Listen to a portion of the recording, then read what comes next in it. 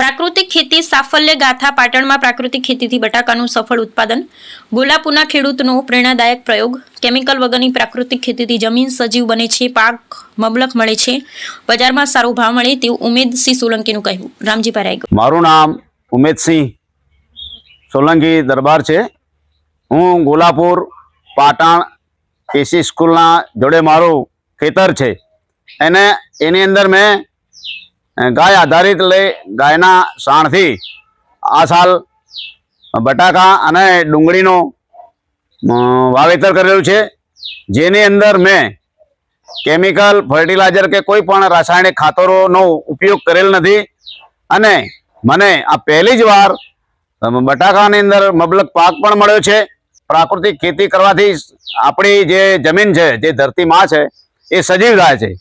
બીજું કે આપણે ખેડૂત છીએ, ધરતી માતાના પુત્ર છીએ, તો આપણે કેમિકલ વગરનું જે અનાજ પકવીએ, શાકભાજી પકવીએ અને એના ભાવ પણ આપણને થોડા સારા વસ્તી આપે છે. ધારો કે બજારમાં 15 રૂપિયા હોય તો અમને 20 રૂપિયા કિલોના ભાવે સારા માણસો પણ લઈ પણ જાય છે.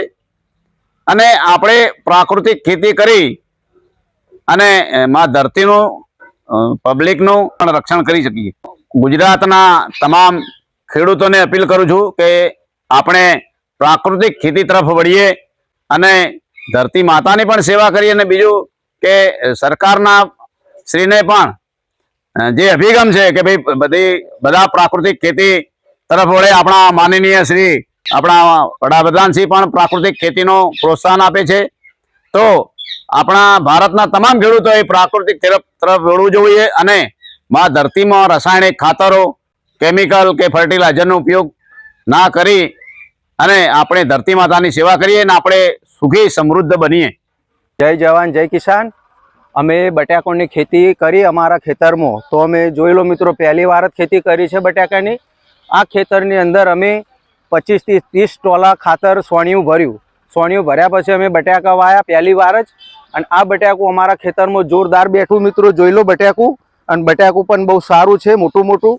આ બટાકાની અંદર અમે સોણિયા ખાતરની નાખ્યા પછી કોઈ અમે એરિયાનો યુઝ કર્યો નથી અમે ડીએપીનો યુઝ કર્યો, નથી અમે સલ્ફેટનો યુઝ કર્યો.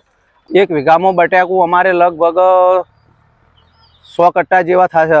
100 કટ્ટા આસપાસ થશે. 70 થી 80 કટ્ટા કોઈ નહીં. પણ બટાકું બહુ જોરદાર બેઠું અમારા ખેતરમાં. જોઈ લો, બટાકું બહુ સારું થયું છે. પહેલી વાર જ બટાકા મેં વાયા અને ખેતી પહેલી વાર જ કરી છે.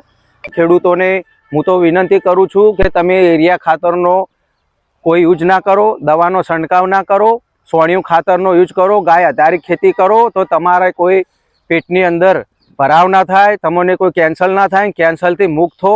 તો આપણે જમીન આપણી માતા છે, તો જમીનની રક્ષા કરો અને એની અંદર અરસિયા પેદા કરો અને ખેતી સારી કરો, એવી મારી અપેક્ષા છે. તો ખેડૂતો, તમને મારી આટલી વિનંતી. જય માતાજી.